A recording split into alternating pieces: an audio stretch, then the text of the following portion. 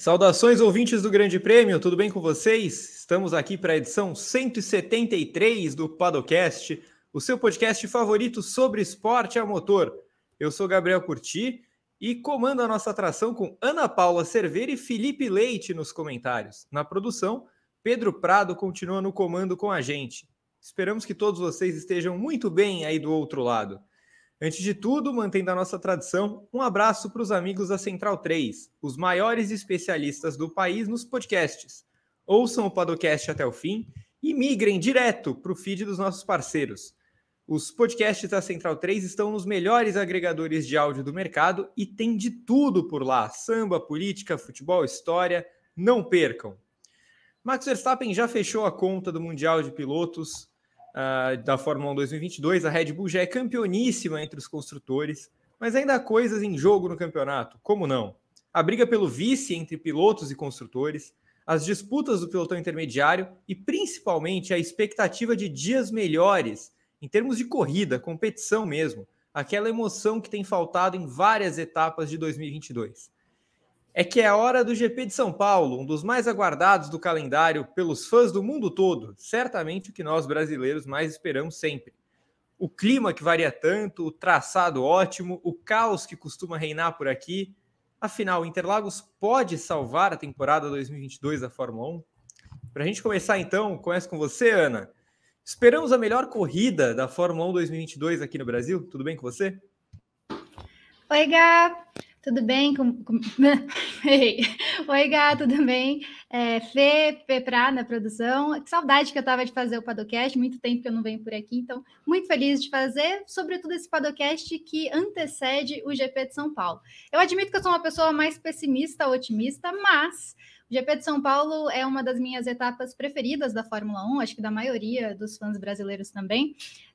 E eu acho que pode salvar a temporada, sobretudo nessa reta final, nessa segunda metade da Fórmula 1 2022, porque a coisa está muito dominante para a Red Bull. Eu acho que é inevitável a gente dizer que a Red Bull chega como favorita, assim como chegou em praticamente todas as corridas desse ano.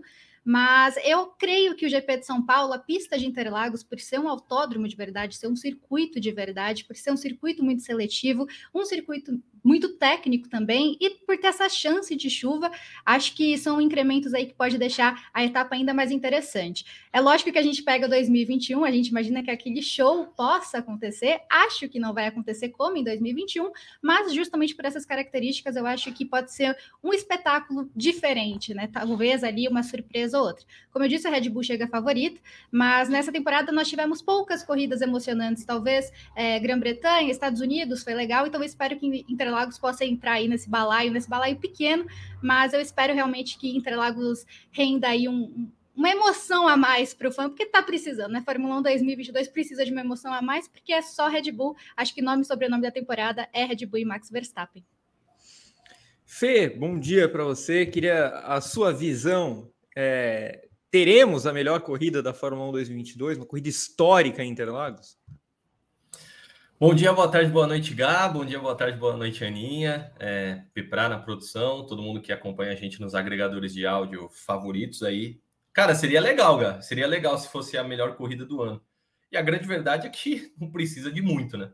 Porque, que nem a Ana falou, tirando o GP da Inglaterra, que foi aí sim excepcional, é uma temporada muito fraca mesmo. Em quesito de emoção, de nível das corridas. Não é só pelo fato do Verstappen estar dominando, a Red Bull estar nadando de braçada.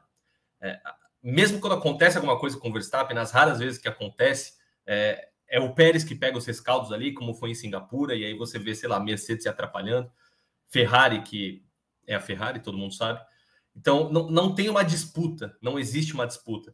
E isso enfraquece muito o teor do campeonato, e eu acho que fica ainda pior quando, de uns tempos para cá, né, em anos passados, fez-se uma promoção imensa dessa temporada de 2022 e do que seria com um regulamento novo, que é um regulamento que decepciona em muito, pelo menos nesse primeiro ano.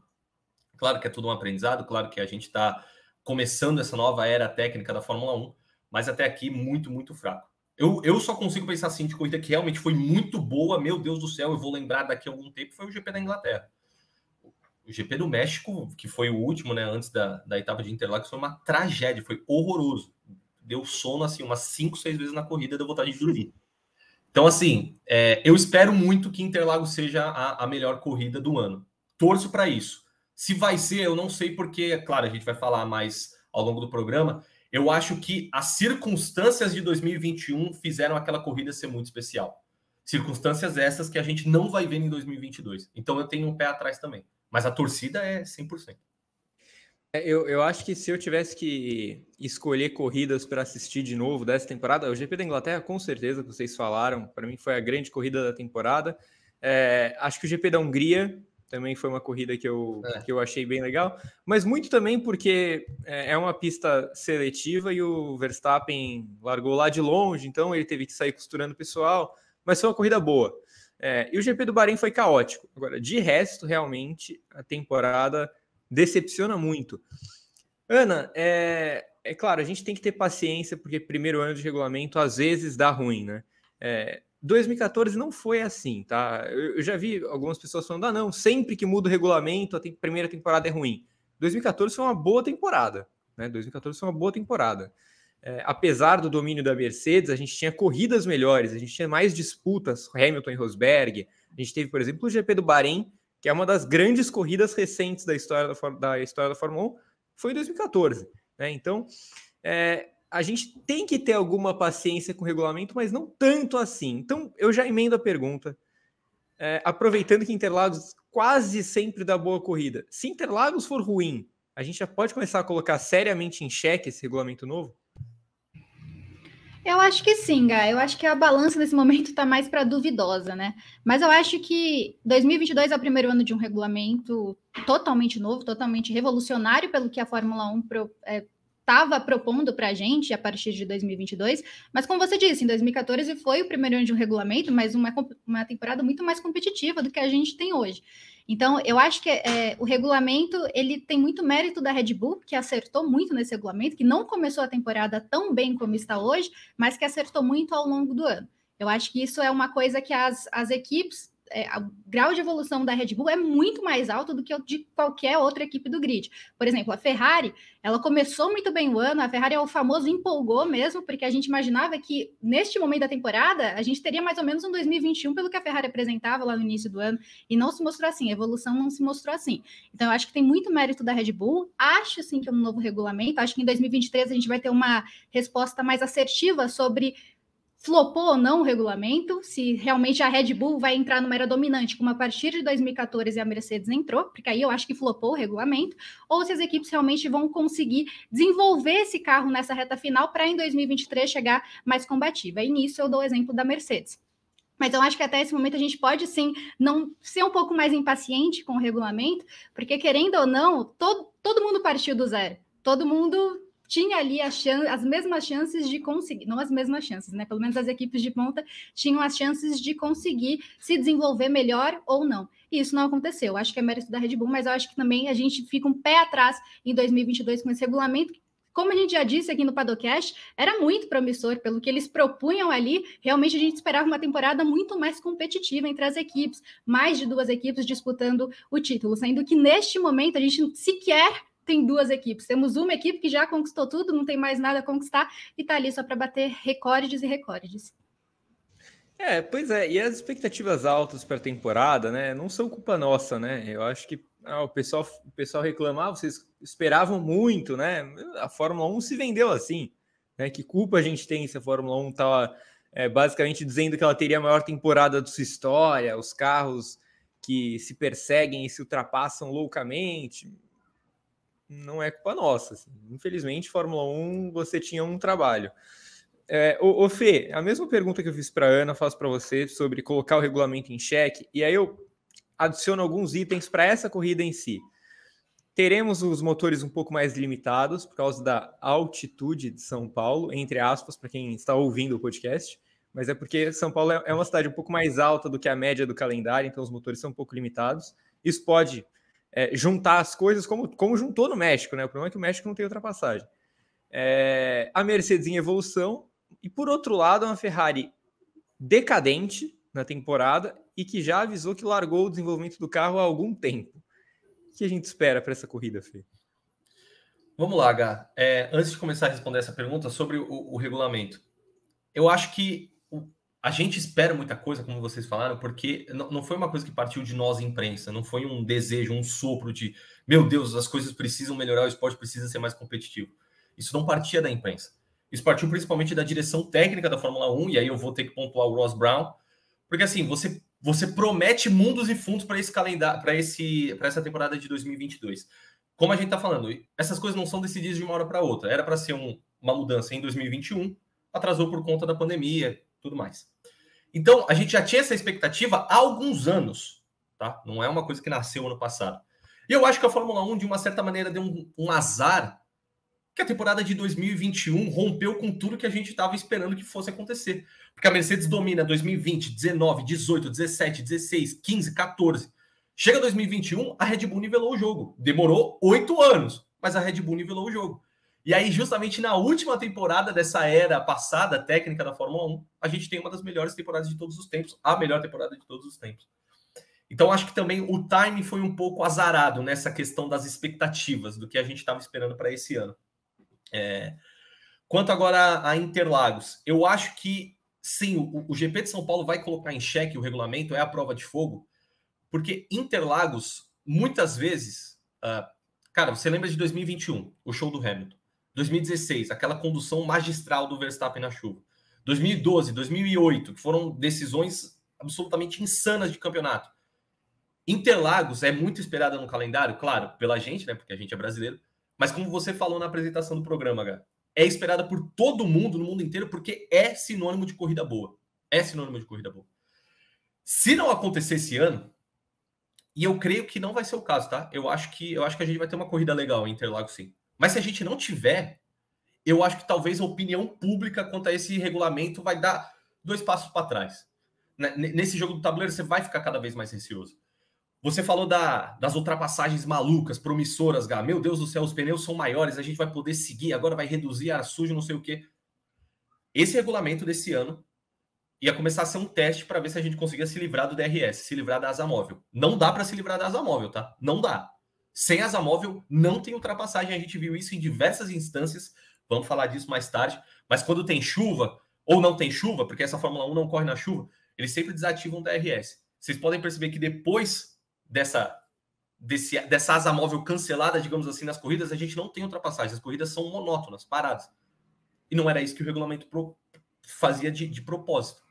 Então, de novo, eu também sou muito pessimista, eu concordo com a Ana, eu sou muito pessimista. Eu prefiro ter o pé atrás e me surpreender do que ter expectativa e me decepcionar depois. Mas, sim, vai ser a prova de fogo para o regulamento. Sobre condições niveladas de jogo, é que nem você falou, Gá. A altitude é porque tem essa diferença, né? A gente pega um calendário europeu, um calendário asiático, aí você vem Estados Unidos, não tem muito esse fator, vai para o México, aí sim, a altitude na cidade do México é uma altitude, é jogo de Libertadores, filho. E aí você vem aqui para o Brasil, a gente já está mais acostumado, tudo bem, mas também tem esse desnivelamento dos motores, né? Então, assim, eu espero um grid mais apertado. Não só por causa disso, mas também porque eu acredito que não tem como a Ferrari piorar depois do México. Eu acredito que a Mercedes vai estar melhor, sim. É uma pista que se adequa à Mercedes. E a gente tem uma Red Bull que precisa começar já com os campeonatos já decididos, 2 corridas restantes no ano, precisa começar a pensar em 2023. E vai ser um 2023 complicado para a Red Bull por conta de todas as restrições da infração do teto de gastos. Então, eu estou esperando coisa boa entre essas 3 equipes. Tem briga entre Alpine e McLaren também, que a gente vai falar. Promete. Muitas vezes esse ano as corridas prometeram e não entregaram nada. Então, a gente tem que esperar para ver. Mas é a prova de fogo, sim, Gá. Muito bem. Ana, Sprint Race, né? Quem lembra? Existe. Vai ter nesse final de semana Sprint Race. Então, para você que está programando, para você que vai a Interlagos, vá desde sexta-feira mesmo. Tem que ir sempre, mas enfim, não é porque agora não tem treino livre na sexta-feira, tem a classificação. Tá? Então, classificação na sexta, sábado tem a Sprint Race, domingo a corrida. Ano passado, Ana, a gente teve na Sprint Race a única boa Sprint Race da temporada, porque o Hamilton saiu lá de último, passou 15 carros, né, e chegou em quinto. Podemos esperar outra Sprint Race histórica em Interlagos? Não. Eu acho que a gente pode esperar uma Sprint Race histórica para o Verstappen, porque ele venceu as outras 2 desse ano, pode vencer as 3 da temporada, que é o que eu realmente espero. Claro que eu acho que para alguma coisa fora de Verstappen vencedor acontecer, Gá, coisas que independem dele tendem a acontecer. Então, a confiabilidade da Red Bull, uma parada ou um erro de estratégia bizarro, uma classificação ruim, que eu acho que dificilmente pode acontecer para a Red Bull. A pista de Interlagos favorece também o carro da Red Bull, assim como a maioria das pistas na temporada. Mas eu acho que alguma surpresa pode acontecer. Se a gente pensar uma corrida curta, uma corrida rápida, caso alguma coisa assim aconteça com o Verstappen, eu sigo falando que é alguma coisa que independa dele para acontecer, a não ser que ele rode também, acho muito difícil, porque o Verstappen é um cara que a cada corrida que passa mostra cometer menos erros, e se sua equipe comete erros, ele vai lá e conserta. Mas se algo assim acontecer, como é uma corrida curta, e como no outro dia é a grande corrida, a corrida que vale mesmo alguma coisa, acho que ele pode se poupar e aí um outro cara vencer. Outro cara que eu digo Mercedes, Ferrari, Red Bull, e tudo me leva a pensar que o Sérgio Pérez vai ser o cara ali que vai estar para aproveitar essa situação se alguma coisa assim acontecer. Acho que a corrida sprint de 2021 foi aquele espetáculo justamente pela punição que o Hamilton teve, pela recuperação que ele teve ao longo da corrida.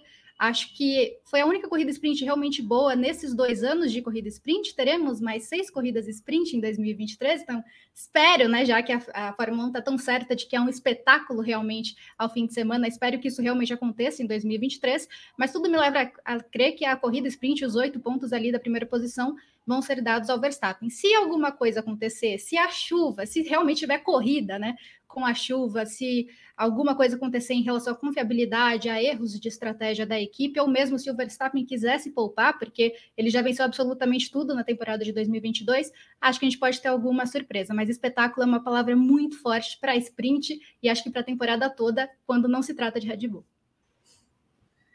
Concordo plenamente.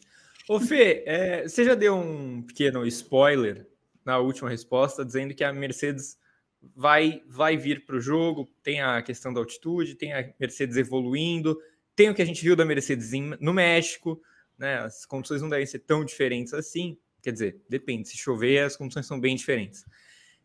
Teremos um novo Verstappen contra o brasileiro Hamilton, assim como a gente teve no ano passado? O Lewis Hamilton?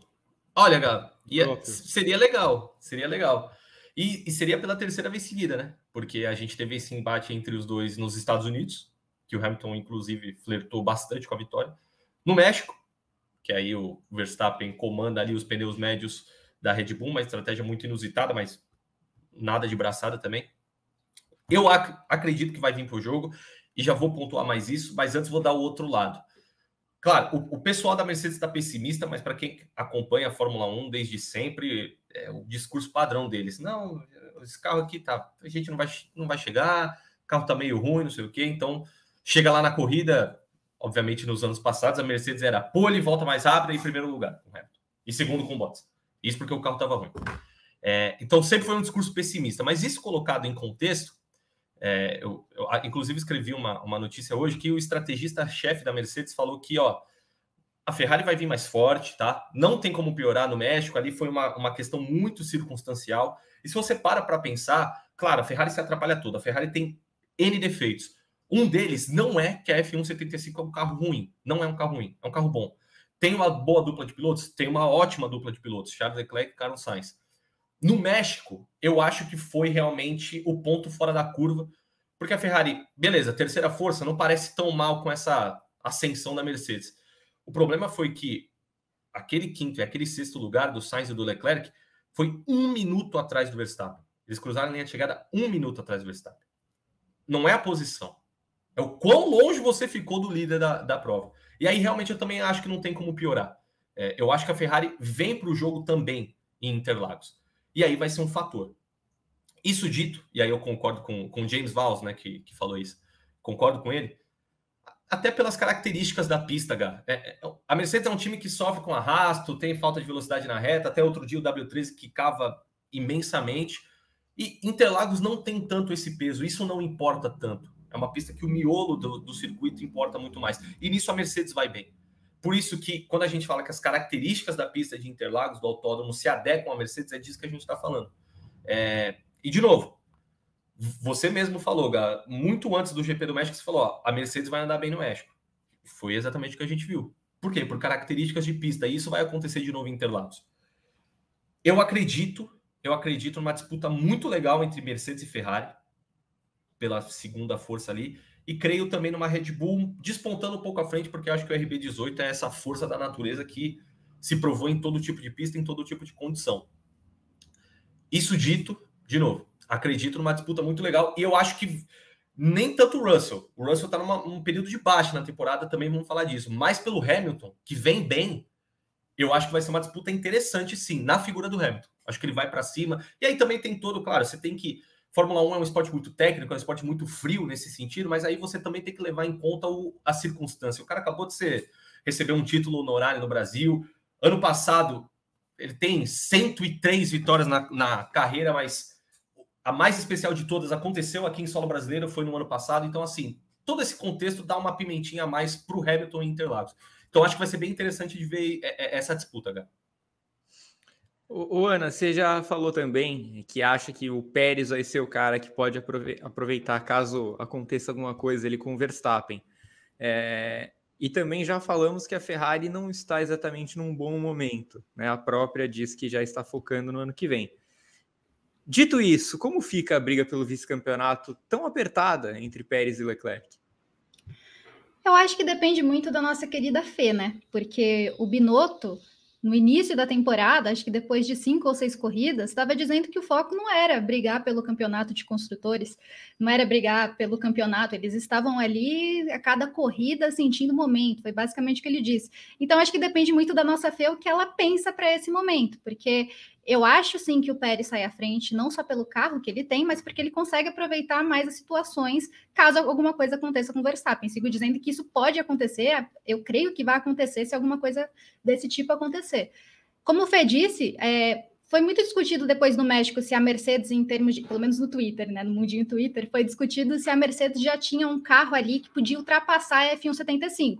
Não, eu acho que a Ferrari ainda segue com o segundo melhor carro. Acho sim que teria força para disputar, talvez de uma melhor forma com a Red Bull, se o Leclerc, que é o piloto aí à frente que realmente consegue alguma coisa, não fosse tão vítima de seus próprios erros ou mesmo da Ferrari. O México, eu acho que realmente não dá para ser pior que o México, eu acho que Interlagos tem algumas características parecidas, mas acho que não vai ser uma vida tão difícil para a Ferrari. Mas é a Ferrari, tudo acontece com a Ferrari, e normalmente tudo de ruim acontece com a Ferrari. Então, eu acho que a Ferrari vive um período de baixa, acho que o Pérez tem a vantagem do carro, mas acho muito o Leclerc bem mais talentoso que o Pérez. A questão é até onde ele pode ir com a situação que ele tem na Ferrari. Por isso que eu acho que o Pérez aí, além da boa fase que ele vive, desse apoio da equipe e também do que ele tem em mãos, ele sai à frente nesse sentido. Mas como tudo pode acontecer de ruim, quem sabe alguma coisa boa não aconteça para nossa querida Fê também, Gá? Pode, né? Pode. No final das contas, pode acontecer.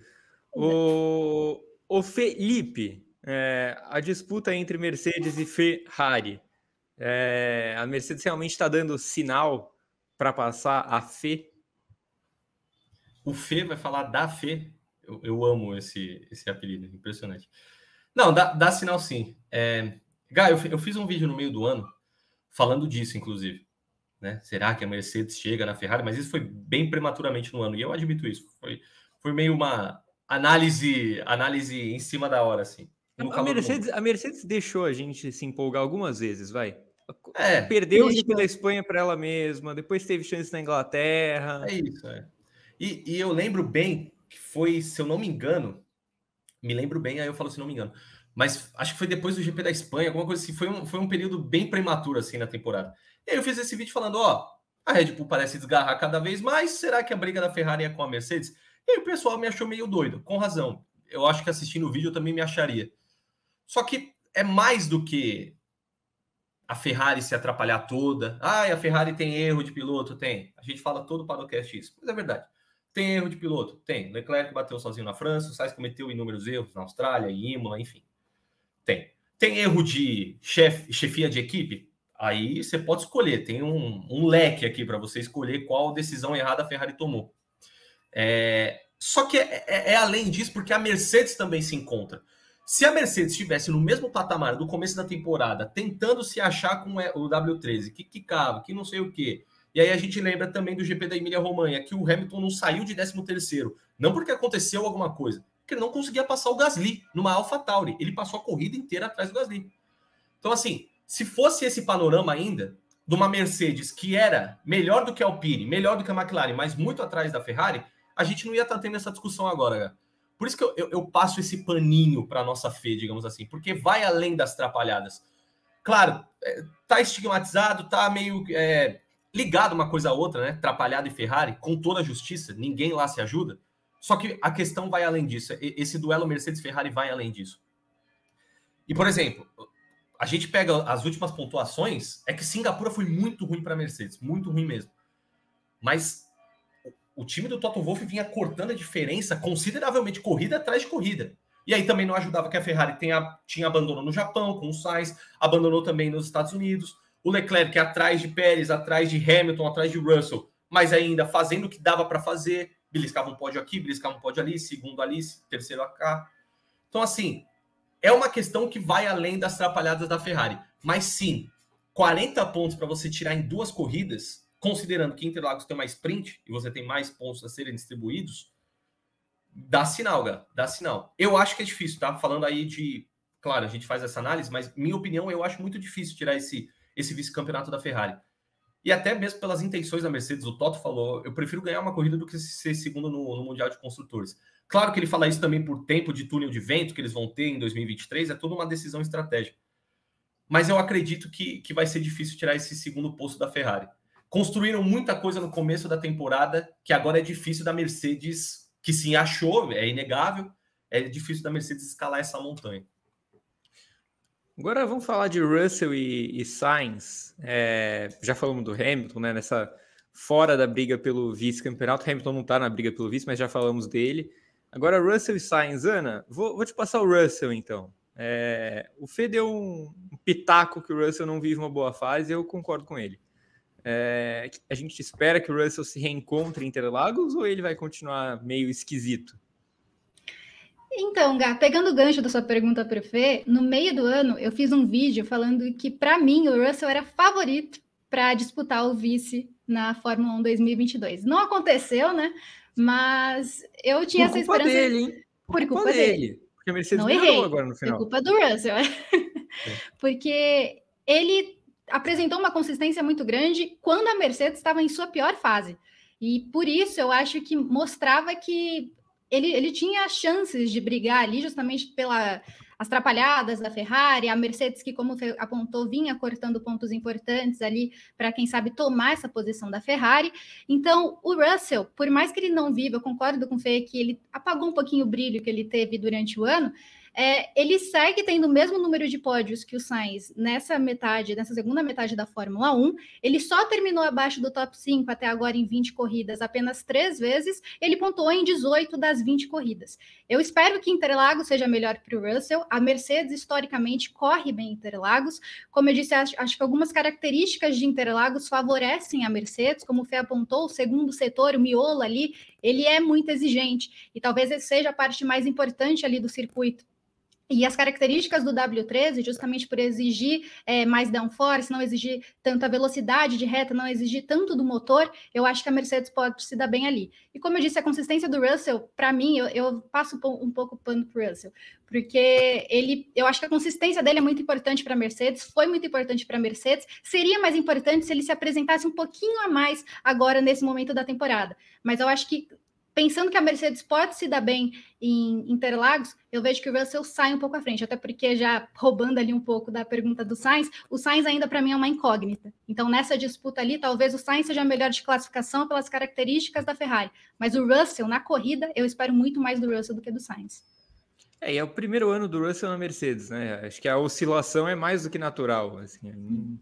O surpreendente seria se ele tivesse um ano inteiro em tão alto nível como ele teve as primeiras, 15 etapas da temporada. Então, essa oscilação recente dele, eu acho que é super natural. Ele perdeu o contato com a disputa da vice-liderança nessa última estilingada, mas seria um resultado absurdo se ele fosse vice-campeão do mundo. Então, se ele conseguir mesmo terminar em quarto, já vai ser um tremendo resultado. Fê, e o Sainz? O Sainz, se terminar em sexto, não vai ser um tremendo resultado, né?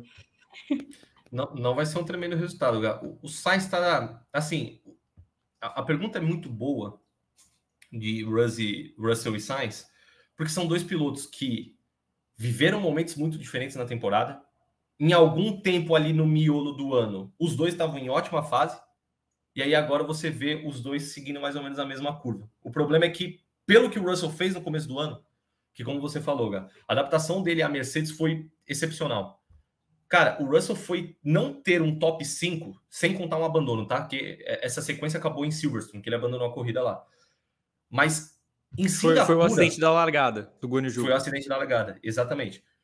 Mas em Singapura, que foi quando ele chegou em 14º, foi o primeiro resultado que ele cruzou a linha de chegada e não estava no top 5. Isso é absurdo. Singapura foi 4 corridas atrás. Então, assim, o Sainz, por outro lado, começa muito mal, começa muito errático.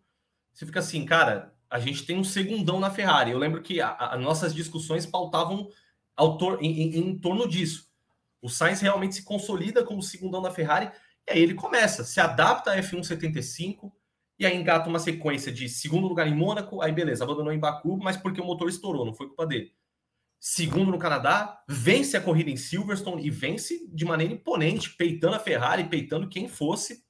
Então, assim, o Sainz se encontra. E aí faz um pódio em Spa, a partir de Spa, que aí a gente já tá falando da corrida na Holanda, aí o Sainz começa a cair de novo. E aí ele passa por esse momento muito ruim na temporada, é inegável.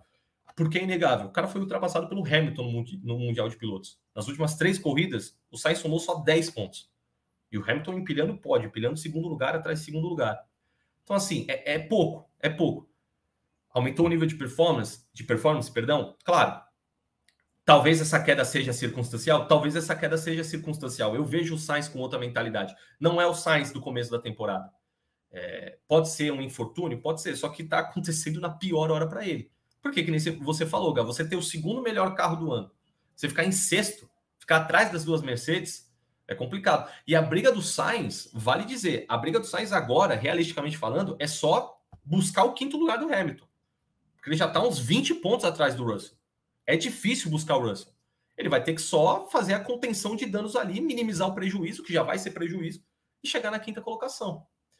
Então, assim, de novo, 2 pilotos que vêm embaixo, eu acredito que o Sainz, mais do que o Russell, porque o Russell, que nem você falou, primeiro ano dele de equipe, primeiro ano logo numa era técnica completamente nova, e ele fez uma temporada excepcional. O resultado, o 4º lugar que ele tem hoje, já seria um resultado excepcional. O Sainz é que precisa buscar. Porque em teoria, se você para pensar, beleza, o cara é o segundo piloto da segunda melhor equipe. Você tem que ficar no mínimo em 4º, cara. Tem que ficar no mínimo em 4º. E assim, com o Pérez com bastante problema durante o ano, tá? Também não foi aquela temporada do Pérez. Tá brigando pelo vice? Tá brigando pelo vice. Mas não foi uma temporada legal do Pérez. Dava para o Sainz ter brigado por algo a mais. Agora, ele fala, né? Recentemente ele falou que a meta para 2023 é fazer o Verstappen suar, é ameaçar o Verstappen. Mesmo esse Sainz da segunda metade, que melhorou bastante, esse Verstappen não faz esse Sainz não faz o Verstappen deixar uma gotinha de suor aqui na testa, mas não faz mesmo. Então ele tem que aumentar o nível, tem que aumentar o sarrafo. E eu acho que o 5º lugar pode ser um começo razoável para essa recuperação. Mas já é ruim. Para mim é um resultado ruim de qualquer jeito. O 6º colocado do Campeonato Brasileiro nesse momento é o senhor Clube Atlético Paranaense. Eu não sei se a meta do Atlético Paranaense é fazer o Palmeiras suar ano que vem. Você entendeu? Acho que nos pontos corridos fica um pouquinho mais difícil também, assim como a missão do Carlos Sainz contra o Verstappen. Ô Ana, vamos para a briga pelo 4º lugar, que eu diria que é a minha briga favorita, porque eu acho essa briga meio fascinante. Assim, eu sempre falo isso. Eu não consigo conceber muito essa briga existir, né? A Alpine tem um carro claramente superior ao McLaren, claramente superior. Tem uma dupla de pilotos que somada é bem superior à dupla da McLaren somada nesse momento, porque por melhor que seja o Lando Norris é um dos melhores pilotos do grid. O Fernando Alonso também é. E o Ocon é muito bom piloto também e está em muito boa fase. E o Daniel Ricciardo já foi muito bom piloto, né? E hoje vive uma fase de um dos piores do grid. Como que essa briga está tão apertada? Como que apenas 7 pontos separam a Alpine da McLaren? A Alpine não para de quebrar. Então, Ana, o que a gente espera dessa briga Alpine e McLaren para as 2 últimas corridas, começando por Interlagos? Eu espero que a Alpine não quer brigar nem com o Alonso, nem com o Ocon. Eu peguei aqui os números. A McLaren tem 3 abandonos em 20 corridas. A Alpine tem 7, 5 só com o Alonso. E para mim, ele é um dos grandes pilotos dessa temporada da Fórmula 1 2022. E eu também não entendo essa disputa, porque eu acho que a Alpine já teria garantido essa 4ª posição, não fossem os muitos abandonos, os muitos problemas que a equipe teve ao longo da temporada. Tem corrida que o Alonso está indo muito bem, do nada ele quebra e é isso, entendeu? E aí a McLaren com um piloto só, porque eu fico muito nervosa com a McLaren. A McLaren com um piloto só segue fazendo aí alguma coisa para conseguir essa posição, porque Daniel Ricciardo vive uma fase decadente, acho que é um fim melancólico para sua carreira na Fórmula 1. E Lando Norris segue levando a equipe nas costas, e não é uma temporada tão brilhosa como foi em 2021. Eu falava lá no início da temporada que de onde o motor Renault partiu para de onde o motor Mercedes partiu, o motor Renault ele teve um ganho excelente para 2022 e foi um carro que foi melhorando muito. Eu acho que é um carro muito bom, é um carro muito rápido, só que é um carro que apresenta muitos problemas. Eu acho que se Interlagos tudo correr bem para a Alpine em termos de confiabilidade, tem o carro melhor ali pelas circunstâncias do circuito. É um circuito muito seletivo, o Fernando Alonso conhece muito bem esse circuito. No ano passado, eu lembro na coletiva de imprensa dele, ele disse que a vantagem de ser o tio do grid, né, porque é um grid formado por jovens pilotos, a vantagem de ser um tiozão do grid é que ele conhece muito bem os circuitos. Acho que Interlagos não é diferente. Interlagos é uma pista muito técnica, a meu ver, então acho que ele vai se dar bem caso não tenha problemas. Esteban Ocon também é um ótimo piloto, faz um ótimo 2022, é uma dupla muito forte que a Alpine tem com o carro que tem. Então tudo me leva a crer que a Alpine vai sair à frente e é a grande favorita para manter essa 4ª posição nos construtores. A questão é a confiabilidade e a questão é onde Lando Norris pode chegar, porque o carro da McLaren também não é um carro ruim, é um carro bom, mas está abaixo da Alpine. E Daniel Ricciardo, sinceramente, não espero nada dele. As últimas semanas têm sido muito difíceis para dar algum apoio a Daniel Ricciardo. Acho que o ano tem sido difícil, tecnicamente, verdade, mas fora das pistas não está fácil também apoiar Daniel Ricciardo, então não espero nada dele em Interlagos, Gá. Bem apontado, Ana, bem apontado. Tem só um fator antes de eu passar para o Fê a próxima pergunta, que como a Ana falou da confiabilidade, no México a Alpine sofreu com falta de potência e ainda quebrou, né? Então isso é um sinal de alerta muito grande, porque de novo a gente vai ter uma corrida com certa altitude.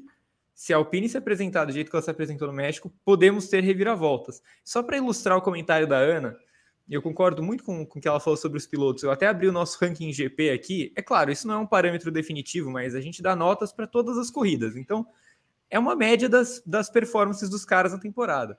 O Alonso está em 3º nas médias. O Ocon em 5º.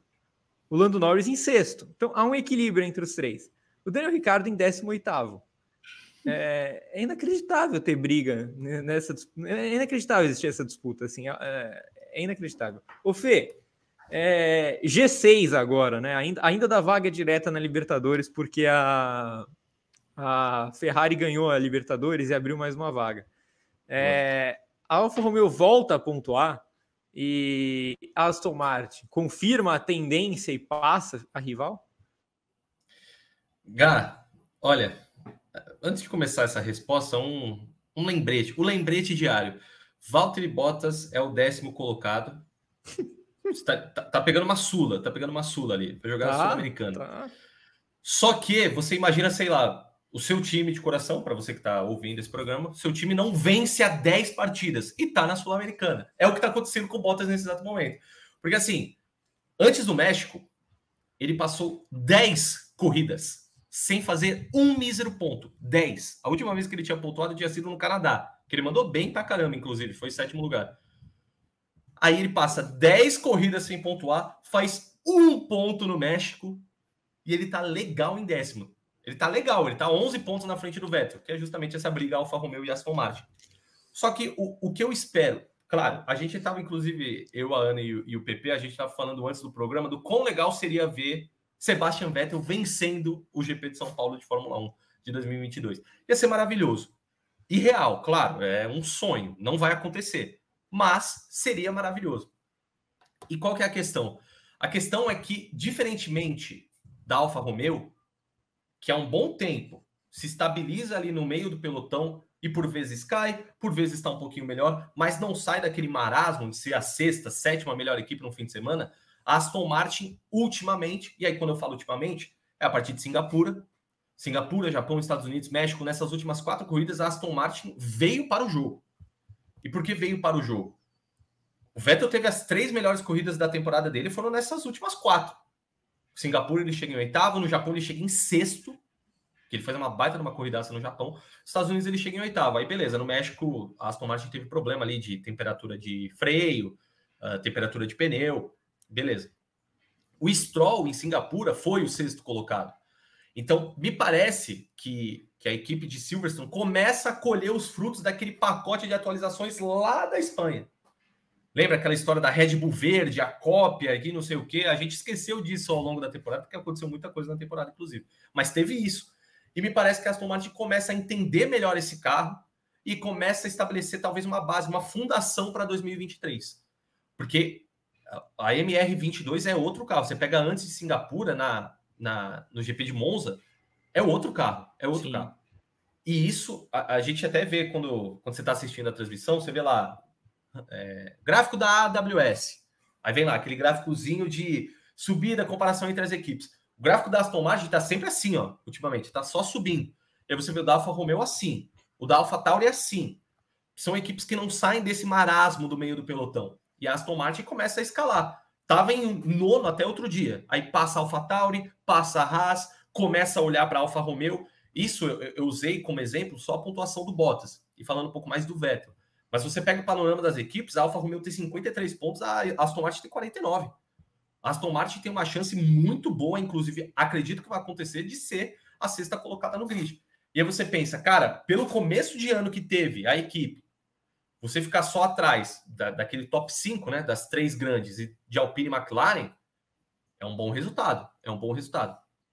Então, para, enfim, responder a pergunta, H, eu não acredito que a Alfa Romeo vá pontuar, e eu acredito que a Aston Martin vai sim confirmar essa tendência, porque é o que o histórico nos mostra. É o que o histórico nos mostra. O Guan Yu Zhou anda bem? Anda bem. Por vezes está andando melhor do que o Bottas. Mas é o Guan Yu Zhou. O teto de performance dele não é lá aquelas coisas. Não é um cara que vai constantemente te colocar na zona de pontos. A esperança da Alfa Romeo é o Bottas. E aí o Bottas, você vai lembrar do retrospecto que eu acabei de falar no começo da resposta. A Aston Martin está em melhor posição para ser a 6ª colocada do Mundial de Construtores. E acredito que Interlagos vai consolidar isso, Gá.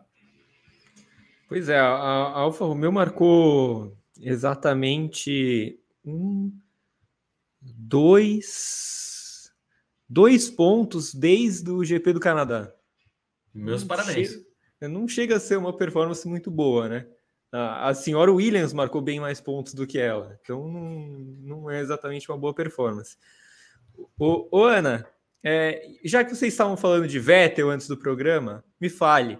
O que a gente espera da despedida do Vettel no Brasil? Uma vitória? Eu espero que ele vença, Gá. Eu espero que ele vença. Mas eu particularmente acho que ele vai acabar nos pontos por tudo que o Fê acabou de falar. Acho que a Aston Martin, principalmente em comparação com a Alfa Romeo, teve uma evolução, principalmente nessa segunda metade da temporada. A Aston Martin, que recebeu muitas críticas da minha parte, porque, nossa, foi uma decepção o início de ano da Aston Martin, a Red Bull verde que não funcionou, e aconteceu isso em 2022, a temporada tá tão doida que parece que faz muito tempo, mas não, foi esse ano. E não aconteceu, né? Mas eu acho que eles foram evoluindo, acho que eles foram aproveitando algumas atualizações devagarinho, por conta também do teto de gastos, para conseguir chegar numa melhor posição hoje e consolidar, como o Fê disse, a 6ª posição no Mundial de Construtores. E do Vettel, é uma pista que ele gosta bastante, é uma pista que ele conhece bastante, tem um histórico muito importante e tem o carinho do público. Eu acho que ele é um dos pilotos que o público mais tem carinho nesse grid atual da Fórmula 1, e eu espero ele nos pontos, o Vettel que vai ser homenageado no GP de São Paulo, né, por conta de sua aposentadoria, então eu espero que seja uma despedida bem bonita para ele lembrar sempre de Interlagos, e que ele termine nos pontos com esse carro da Aston Martin aí. Não é a melhor das coisas, mas de pouco em pouco vai chegando, né, então eu espero que ele chegue pelo menos no top 10 ali nesse domingo. Se chover, como aparentemente vai chover, podemos esperar talvez uma atuação do Vettel como foi aquela com a Toro Rosso no famoso final de 2008, né, aquela Sim. corrida que consagrou o Hamilton. O Vettel foi talvez o grande piloto daquela corrida. Então, quem sabe. Falando em coisas piores do que a Aston Martin, Fê, já que a Ana falou que podia ser pior, a Haas e a AlphaTauri com certeza são piores, né? Elas não só podem, como elas são piores. De um lado, uma equipe que estava prestes a fechar a porta e está chegando no final do campeonato de forma heróica, quase, a Haas, né? Sem quase nada de aporte financeiro, sem o patrocínio russo que teve que mandar embora, com o Mick Schumacher batendo bastante, com o Kevin Magnussen desistindo da temporada depois da 4ª corrida, e mesmo assim a Haas está na frente da AlphaTauri. Quem vai conseguir ser pior nessa briga? Olha, Gá, vou te falar, viu? Sei lá, é o duelo da... Olha, não quero nem falar. É o duelo da defesa que todo mundo passa e do ataque que ninguém marca gol, sabe? É horrível, horrível. Que briga ruim, muito ruim. E por quê, né? Porque, que nem você falou, a Haas é simbólico, que a Haas fechou um patrocínio novo, né, recentemente, da MoneyGram. E aí, geralmente, quando você vê esses patrocínios novos, você pega, sei lá, os comunicados de Zac Brown, ele fala, pô, mais uma parceria para a McLaren aí, a gente fechou a 18ª parceria esse ano. O Gunther Steiner estava comemorando que ano que vem a Haas ia conseguir gastar o teto. Então, assim, é um time que nunca vai ter o problema de furar teto de gás, que não tem dinheiro para furar nada de teto de gás. Mal consegue chegar no limite orçamentário da Fórmula 1. É bizarro, é bizarro. E assim, que nem você falou, Gá, claro, a gente vai pontuar a disputa competitiva, esportiva, é um milagre. A Haas está chegando legal nesse fim de ano, em 8º ali, bonitinho, 36 pontinhos para a conta, beleza. Agora, acho que isso diz muito sobre a AlphaTauri, talvez. Talvez não, com certeza. Porque em qualquer outro campeonato, a Haas seria tranquilamente a 2ª pior equipe do grid, com o que mostrou esse ano. Tranquilamente, tranquilamente. E não é por culpa da AlphaTauri. Porque assim, é bizarro o que essa equipe faz, especialmente com o Gasly. A gente sempre pontua, né, o injustiçado Gasly, e ele é mesmo, porque é um piloto muito bom que está preso numa equipe horrorosa, e graças a Deus, 2023 ele vai se livrar disso. Mas, cara, é bizarro, chega a ser bizarro, porque a AlphaTauri tem erro estratégico, é um carro que quebra toda hora, é um carro que não tem freio, um carro que você chegou no México, a 20ª etapa da temporada, esse carro tem problema de freio, mas não é problema de esquentamento, de gerenciamento, os caras não freiam aquele carro, e é muito simbólico que no TL1 da Cidade do México, o Liam Lawson pegou o carro, o Liam Lawson reclamou do freio 2 vezes, e o que aconteceu? Ele quebrou. Aonde? No freio, que começou a pegar fogo, claro. Porque tem que acontecer com a AlphaTauri, entendeu? Então, assim, são problemas crônicos, e aí você pega no topo desses problemas crônicos, uma equipe que sempre teve questão hidráulica, sempre quebrou muito, e a gente lembra no começo da temporada, é até irônico, né? Que nem a Aninha pontuou. Tanta coisa aconteceu nesse 2022 que tem coisa que a gente nem lembra que aconteceu esse ano. Mas lá quando a Red Bull quebrou 2 vezes, no Bahrein e na Austrália, e a AlphaTauri pontuou nessas 3 primeiras corridas, pegou um oitavo, 9º lugar, eu lembro muito bem que a gente tava, que a Red Bull estava questionando por que a AlphaTauri não quebra e a gente quebra, hein? Porque a AlphaTauri era um modelo, meu Deus, a gente precisa se espelhar nesse carro para não quebrar esse ano. É bizarro isso, é bizarro. Todo esse panorama dado, Gá, a gente vai... Quando você tem carro ruim contra carro ruim, equipe que deixa o piloto na mão com equipe que deixa o piloto na mão, você confia no talento dos caras. E aí, fazendo análise de dupla de piloto, Kevin Magnussen é, claro, o melhor piloto da Haas, sem dúvida nenhuma. O Mick quebra, e é muito mais problemático, já seria em qualquer equipe, mas é muito mais problemático porque ele está fazendo isso na Haas, né? Que é só a equipe mais pobre do grid. E aí, do outro lado, você tem Pierre Gasly, que é um baita de um piloto, e Yuki Tsunoda, que eu não vou negar, eu sou hater de Yuki Tsunoda, que não mostrou absolutamente nada nesses anos de Fórmula 1, nada. E foi premiado com a liderança da AlphaTauri em 2023, porque vai ter o Nick DeVries do lado. Bizarro também. Só que assim, por qualidade de piloto, também é uma disputa nivelada por baixo, mas a AlphaTauri tem uma certa vantagem pelo Gasly, e só pelo Gasly, que é mais piloto do que o Magnussen. E aí, entre Schumacher e Tsunoda, tá pau a pau, assim, a disputa é o Avaí contra o Juventude nesse campeonato. Cuiabá, pode ser. O Juventude é Williams. Juventude é Williams. Boa, perfeito. É o Avaí contra o Cuiabá. É horrível. Então, assim, acho que a resposta tá dada, né? Eu acredito na AlphaTauri por Pierre Gasly, porque os carros são ruins e os pilotos, em geral, dessas 2 equipes são ruins. Muito bem, muito bem. Vamos ver quem vai ser o PP que vai marcar o gol da vitória do Cuiabá, que praticamente rebaixou o Avaí, praticamente salvou o Cuiabá. Ô, Ana, há uma chance enorme de chuva nos 3 dias de Interlagos, de atividades em Interlagos. Eu vou até atualizar aqui neste momento a previsão do tempo, porque a previsão do tempo lá na Cidade Dutra, para quem não sabe, o Autódromo de Interlagos fica na Cidade Dutra, é a região de Interlagos.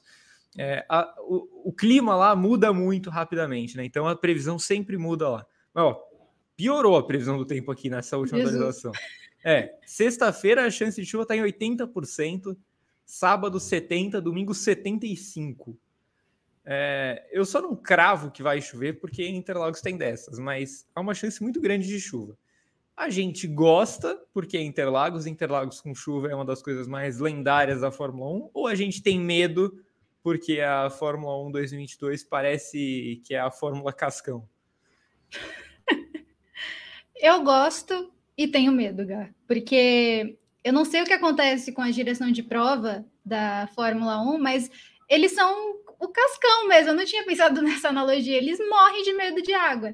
E parece que não tem pneu para isso realmente em 2022, né? Então, eu gostaria muito de uma chuva. Eu acho que a chuva é a grande chance de render alguma coisa diferente, a não ser Red Bull.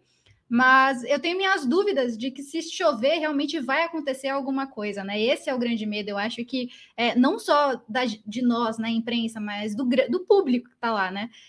O GP de São Paulo de 2022 vai bater recorde de público, né? Segundo a organização do evento, mais de 230 mil fãs estarão nas arquibancadas, e eu acho que vai ser um grande desastre para o evento caso não aconteça classificação, caso não aconteça corrida, justamente por conta da chuva. Eu acho que a direção de prova é muito despreparada, não só nisso, em muitas coisas, mas a chuva virou sinônimo de não vai ter corrida, vai ser uma bagunça, vão ser algumas voltas sobre safety car, e é isso.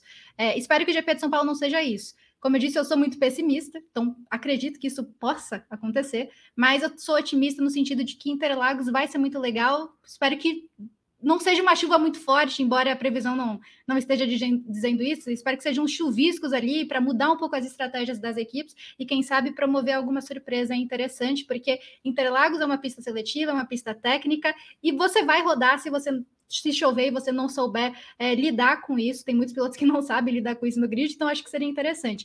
Mas eu espero que a direção de prova deixe o espetáculo acontecer, lógico, com as medidas de segurança necessárias, mas eu espero que tenha GP de Interlagos, eu espero que tenha chuva, e eu peço perdão ao Rodrigo Berton, que eu falei isso no WGP, ele ficou muito bravo, porque ele estará fotografando. Fala mais. Mas vou falar, B, pode me cancelar, vou falar. Fala mais. O Bertão, é só ele tirar o boné, que ele tem uma aerodinâmica boa para chuva. Né? Então, só tirar o boné, B. Vai, não tem arrasto. Não tem arrasto, exatamente. Né? Dá um forte ali, tá? Bala. o Fê, vamos para a pergunta final, então. Eu vou fazer essa pergunta para a Ana também, tá? Diante disso tudo, Verstappen ganha ou teremos surpresa? Verstappen ganha. Sem surpresa. Eu não, assim, toda vez que eu aprendi que todas as pouquíssimas vezes que eu apostei contra o Verstappen nessa temporada, eu quebrei a cara. O cara venceu 14 corridas esse ano. Recorde absoluto da Fórmula 1. Eu não vou quebrar a cara, não. Vai dar Verstappen. E só para pontuar a questão da chuva, Gá, bem rapidinho. Vocês mencionaram o Cascão, lendário personagem da Turma da Mônica, o corintiano Cascão. Só uma anedota, uma curiosidade. Quando a gente fala de chuva, eu fiquei inconformado que em 2019 foi a primeira vez que eu fui num parque aquático, no Wet n Wild. Nunca tinha ido, foi a primeira vez. Eu fiquei surpreso. Surpreso eu acho que é um eufemismo. Eu fiquei incrédulo quando eu adentro o Wet n Wild e eu vejo o Cascão, garoto propaganda de um parque aquático. Eu achei isso uma afronta. O Cascão. Qual que é o sentido? Você tá me estimulando aí nos brinquedos para ficar... Porque o Cascão, todos os brinquedos estão assim, ó, segurando o guarda-chuva, que não sei o quê. Medo de água. O que é isso, gente? É similar à FIA, assim, que nem você falou, Gá. Porque se chover, a gente não corre. Eu fico muito pessimista com chuva em Interlagos, porque eu sei que a gente não vai correr. Não vai ter corrida. Porque, que nem você falou, Interlagos é Interlagos. Chove, para. Às vezes chove pouquinho, dá para correr. Às vezes chove pra dedéu. Represa. Exatamente. E aí não dá para correr, amigo. E não vai dar para correr. Então, assim, eu espero no fundo do meu coração que a gente não veja chuva. Eu tô torcendo muito para não ter chuva. E o Felipe, do começo do ano, tá muito decepcionado com o Felipe de 8 de novembro, que é a data que a gente tá gravando isso, porque eu adorava ver chuva em Fórmula 1, é o ingrediente que apimenta tudo. Só que graças à direção de prova tenebrosa da FIA, eu não consigo mais torcer por chuva, porque eu sei que vai ter atrapalhada, porque eu sei que a gente não vai correr, porque eu sei que o pneu da Pirelli é horroroso. Sim. É assim. Ana, eu estou torcendo pela chuva porque eu sou burro, tá? Então eu vou torcer pela chuva até o momento em que a Fórmula 1 virar na minha cara e falar assim, ô babaca, não vai ter corrida com chuva, desiste. Então eu vou continuar acreditando que vai. Mas eu te pergunto, Ana, Verstappen vence ou teremos surpresas? Eu vou chover no molhado. Eu acho que o Verstappen vence, Gá. Eu acho que a resposta para todas as perguntas em todos os podcasts ou programas do Grande Prêmio é o Verstappen vence. Eu acho que é muito difícil tirar esse favoritismo da Red Bull de qualquer etapa, aliás, das duas etapas que restam do calendário. Eu acho que são duas pistas que, como eu disse, encaixam no RB18. O Verstappen, se chover, ele não é cascão, ele se dá muito bem com chuva também, então ele é um cara também, um dos favoritos, caso chova em Interlagos. Por favor, tenhamos corrida em Interlagos. Eu só peço isso à direção de prova. Se eu puder pedir uma coisa, eu peço isso à direção de prova. Mas acho que o Verstappen vence e a Red Bull, mais uma vez, favorita. Não queria, eu gostaria do Vettel vencendo, gente. É um sonho que eu tenho, mas não vai acontecer. Eu acho que dá Verstappen. Mas quem sabe o Vettel não arranja um jeito ali de vencer. Muito bem, muito bem. Vettel vencendo, então, é o palpite, mentira, não é o palpite da Ana, torcida da Ana, que apostou que Verstappen vai ganhar a prova. Então a Fórmula 1 volta neste fim de semana com ele, o GP de São Paulo, a cobertura impecável do Grande Prêmio em loco, com tudo que tem direito. Como sempre, confira o noticiário do Grande Prêmio, a GPTV, a programação de vídeo continua sem parar, o seu agregador favorito de podcast terá os principais programas também do Grande Prêmio. Como é fim de semana de Fórmula 1, tem briefing, sexta, sábado, e aí antes, depois da corrida, talvez mais edições, porque é Interlagos, a gente nunca sabe o que se passa na cabeça de Vitor Martins, talvez ele coloque mais edições do briefing durante o final de semana. E já que, olha, uma informação, você está ouvindo o podcast neste momento, no mínimo na quinta-feira. Então já estamos em Interlagos neste momento, tá? Então já fiquem ligados em tudo que está rolando no Grande Prêmio, porque já estamos em Interlagos a partir de quinta-feira. Siga o GP2, nosso segundo canal no YouTube, com vídeos de análise sempre por lá. Continue com a gente, agradeço demais a Ana, ao Fê, ao Peprá, aos amigos da Central 3, Gil e a mim. Um beijo para vocês todos e até mais. Tchau.